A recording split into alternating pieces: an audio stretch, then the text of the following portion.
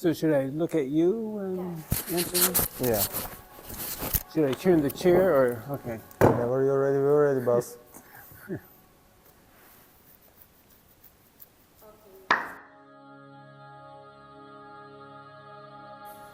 Would you tell me more about your relationship with religion and religious belief? My relationship with religion and religious belief. Well, I grew up in a active Christian family. Like a lot of people, went off to college and get exposed to all sorts of new ideas, and had to kind of go through a period of trying to figure out what do I believe. Още от малък баба ме водеше по църквите. И така свикнах с такава атмосфера. От малък дядо ми, си спомням, ни водеше в църквата в квартал Вароша. My personal relationship.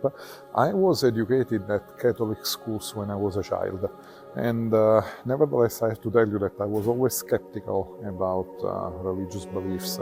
Вярата ме спаси от много грешки, които можех да направя в живота си и които щяха да ме заведат на съвсем различно място от това, което съм в момента. Всъщност, вярата и осъзнаването, че има нещо по-голямо от мен самия и от моите интереси, от моя свят, ме накараха да направя така, че моят свят да се съобразява с определени по-важни неща.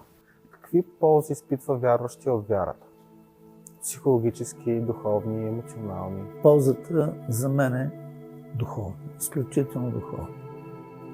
Това е възможност да изчисти себе си, да изчисти душата си, т.е. да спаси душата си. Защото животът продължава и отвъд. Starting with the belief in the distinction between a material body and an immaterial soul. Personally, I have to be honest, I am an atheist. I don't believe in the existence of the soul. I think that we are just bodies and that's it. I mean, I cannot get the idea that we are partly material beings and that part of us will survive and will be resurrected. Beautiful stories, but I can't believe in them since I was a child. If there is a God, and that's a big question, or maybe there's not, maybe there is, but if there is a God, it seems like it'd be very valuable to want to know about him. And even if there's a chance that there's something beyond the physical, material, naturalistic world, I think it would be worth investigating. So I think what they're missing is a chance to maybe understand reality the way it really is. Maybe they've limited themselves to thinking all there is matter and energy. And what if there's more?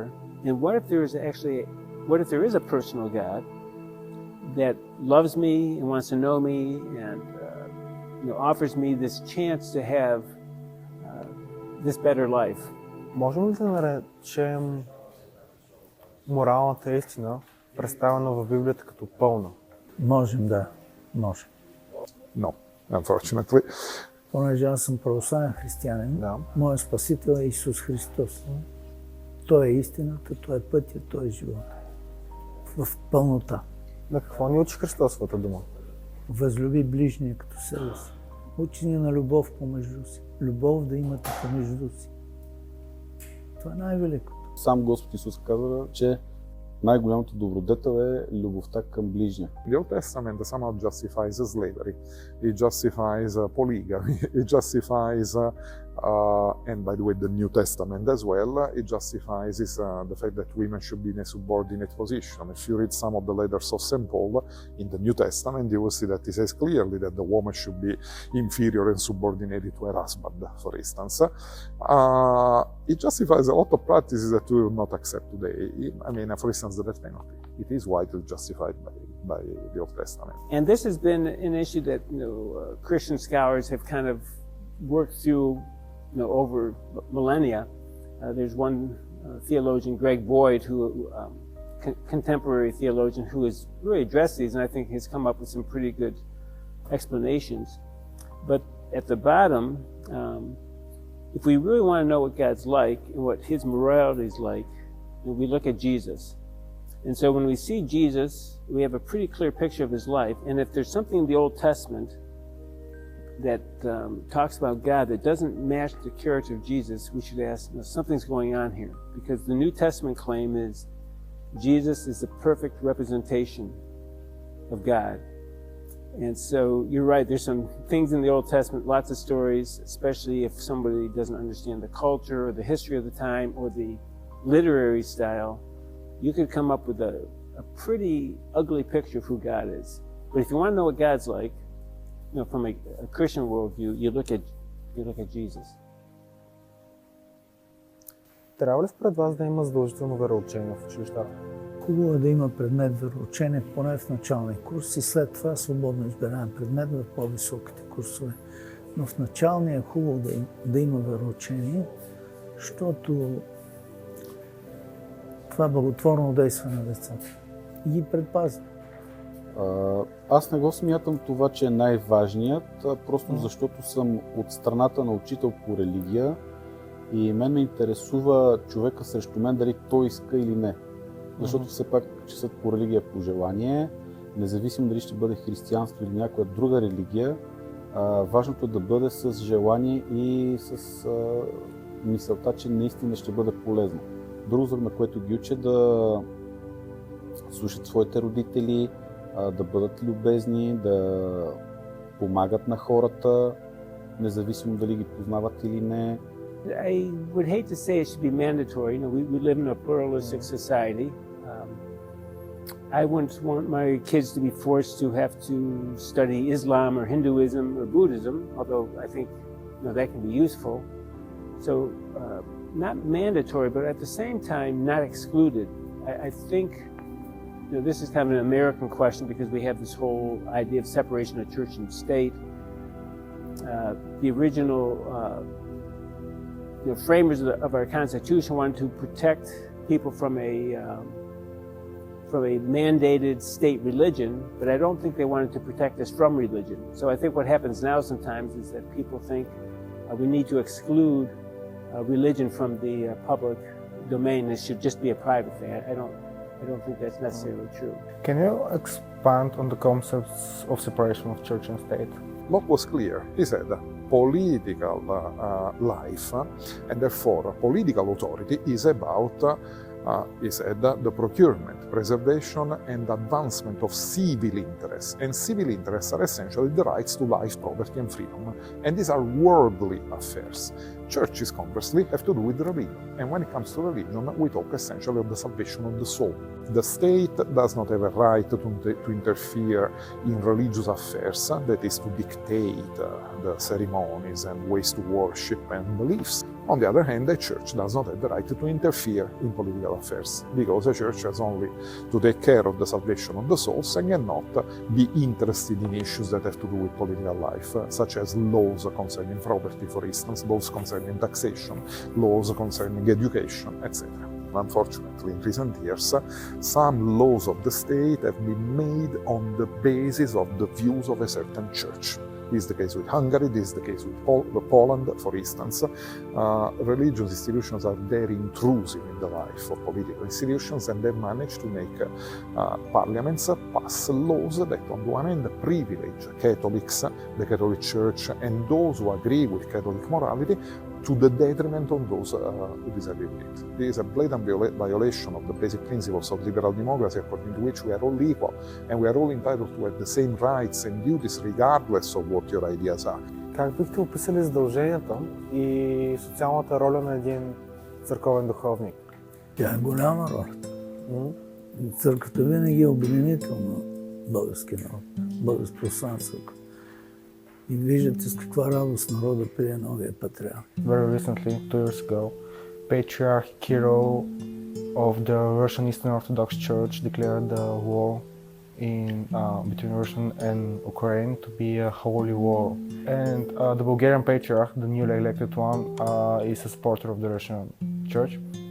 So should clerics or religious authorities be engaged in any type of political activism?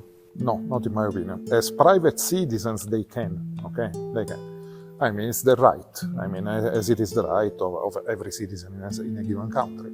But when exercising their rights and duties as citizens, they should forget about their particular religious ideas.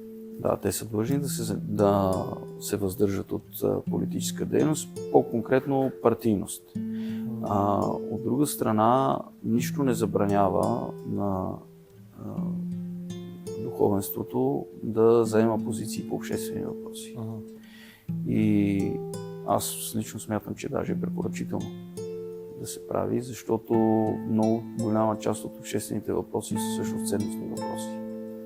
И отсъствието на мнение на духовенството по обществени въпроси оставя една голяма празнина, която се запълва от хора, чиято ценностна база е доста съмнителна.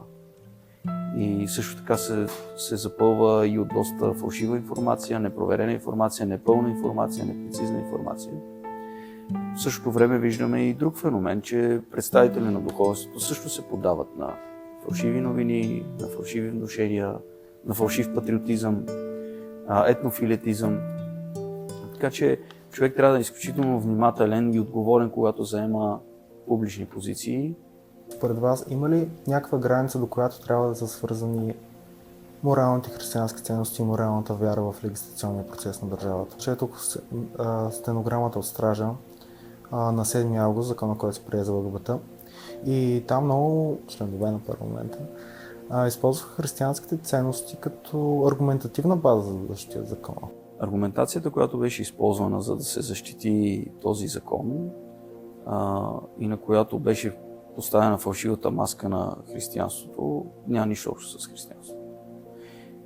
И за съжаление хора, които не познават православната вяра, използват аргументация, която не разбират и която приписват на Христос, която той обаче не би използвал. И това е много голям проблем. Защото използването на християнски ценности за налагане на недемократични правила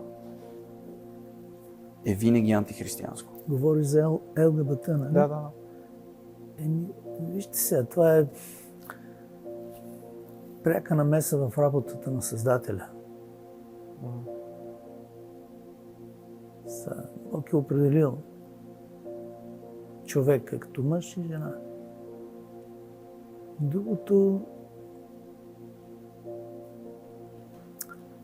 не стои здраво. At this point, anyone can claim that according to their religion, what others do in their beds or their home or with their partner is unacceptable. Now, I may come and I may say, a certain position when it comes to having sex with a woman is unacceptable according to my religion, so we should make it illegal. Of course, people would laugh at me if I said something like this, but this is what these people have done, essentially. I know that the Bulgarian law, like other laws, focus especially on so-called gay propaganda, and they try to forbid gay propaganda, etc. I will not put it in terms of propaganda, because what we need to achieve is essentially the end of bias, the end of prejudice against, in this case, those who have a different sexual orientation. In other cases, against those who have, for instance, different religious views. And in order to do so, in order to put an end to these stereotypes, bias, prejudices, and discrimination of people who are different from us, when it comes to sexual orientation, when it comes to religious views, when it comes to ethnicity, culture, etc., we need to know them. Yeah, I have opinion on those things, but at the same time, if someone doesn't acknowledge God or has a different view on that, I can't make people behave morally. Laws don't make people behave morally. They may punish people for not falling in line with what somebody says, but I'd be careful about trying to use a direct biblical argument, because I don't expect people who don't know God to behave in a way that would be consistent with biblical morality, for example. Theistic belief is considered by many to be irrational And yet many people for whom we can easily say are very intelligent are very theistic themselves and very religious. Yes. What are the persuasive qualities of religion belief? Even Immanuel Kant. I mean, Immanuel Kant was probably the most important philosopher ever, and he actually proved that it is impossible to demonstrate God's existence based on argument, based on reasoning or empirical evidence, and still he granted that we can have hope in God. He put it in matters of hope. He said it's not illegitimate, it's not impermissible to hope that there is God and an afterlife, but we cannot claim that we can demonstrate God's existence by using our reason. This is impossible. Fortunately or unfortunately. Now I believe that one of the convincing qualities, of the persuasive qualities of religion is the fact that it proposes, it endorses the idea that our life will continue. We are afraid of death, essentially. We don't want to die, we don't want to finish, we cannot conceive our inexistence proper. And Kant also put it in these terms. Locke believed that eternal beatitude, not only beatitude as a reward, but also otherworldly punishments, therefore an afterlife with rewards and sanctions, is the way in which God enforces his justice, essentially. He saw that in life there is so much injustice, so many people are evil and commit evil deeds, and they never pay for them. On the other hand, there are so many good people who are always righteous, always nice, always fair, always just, and they suffer a lot in this life and they are not really rewarded.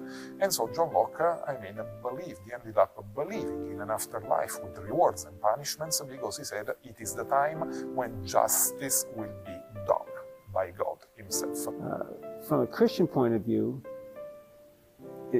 we're all going to have to give account before God ultimately. And that's why, even though I don't always see justice in this world, I can still have hope, because ultimately there will be justice. And it is a hope that sometimes I always have. Not always. Sometimes I also have this hope. Sometimes I also believe, I too believe that, hopefully those who have committed a lot of evils and have died in their bed without ever paying for these evils have been punished by God. But it's just a matter of hope, unfortunately. I think that many very intelligent people live, in the hope that after this life, people will be rewarded and punished, and that's why they are religious. I love science. I've been a science person my whole life, high school, university, study on my own, graduate school is all science-based. So science gives us a lot of great answers. There's a lot of things that science does wonderfully, important questions that it answers, but by its very nature, there's a lot of questions science can't answer, just due to the structure of science. Science can't tell us what's beautiful. Science can't tell us what's right or wrong. Science can't really address the idea of morality. And so it's, as useful as science is, there's got to be other means to answer some of the really important questions in life, like who am I? What gives life meaning? What is truth? Science and religion can work together to answer those, but neither one answers all the questions that we might ask. Something I often talk to my students about, especially in the class I teach on religion and science, is, at this point in your life, you should be searching. Well, you should be searching your whole life. It's not. There's nothing special about your early 20s. It should just be a lifestyle that you have. But if somebody asks you, what do you believe? So you should know what you believe. A lot of people say, well, I don't know. I never really thought about what I believe. So what do you believe? And then you should ask, well, why? Why do I believe it? Do I believe it because it's the current cultural mode of thinking? Do I believe it just because this is what I was brought up thinking? So what do you believe? Why do you believe it? And then what are the 3 best arguments against what you believe? It's easy to believe something if you never listen to any contrary arguments. And then The fourth step, I mean, we hardly ever get to the third step, but the fourth step is, well, what are the best counter-arguments against those arguments against what I believe?